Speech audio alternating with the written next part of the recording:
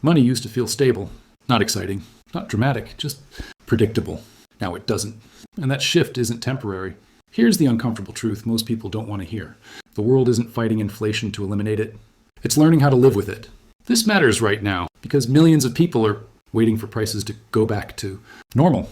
Groceries, rent, energy, insurance, education. The hope is quiet but powerful that this is a phase, a spike, a hangover from crisis.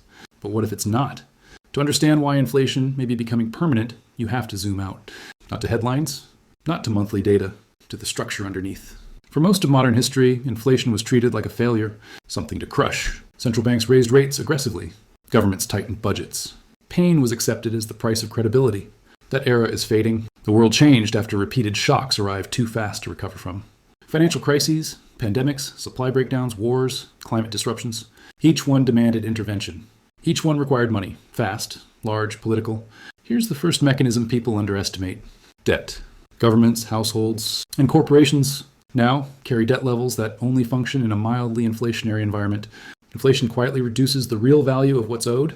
Deflation does the opposite. It makes debt heavier, more dangerous, more destabilizing. So while policymakers talk tough about fighting inflation, they're boxed in. Too much tightening risks collapse.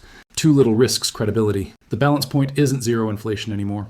It's not catastrophic. The old world relied on efficiency, long supply chains, cheap labor, just-in-time delivery. It kept prices low, but it was fragile.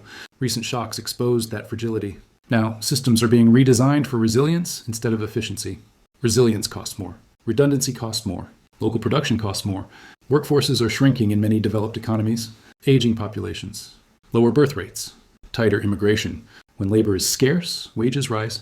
And unlike commodities, wages don't go backward easily. Once pay increases, it sticks. Businesses adapt around it. Prices follow. People hear inflation is cooling and expect relief. But slower inflation doesn't mean lower prices. It means prices are rising more slowly than before. The step up is permanent. Voters don't tolerate austerity the way they used to. Every crisis triggers support, subsidies, caps, stimulus, bailouts. Politically, inflation is easier to manage than unemployment. Quiet erosion beats visible collapse. This isn't a prediction of chaos. It's a description of direction. Inflation isn't running away. It's settling in.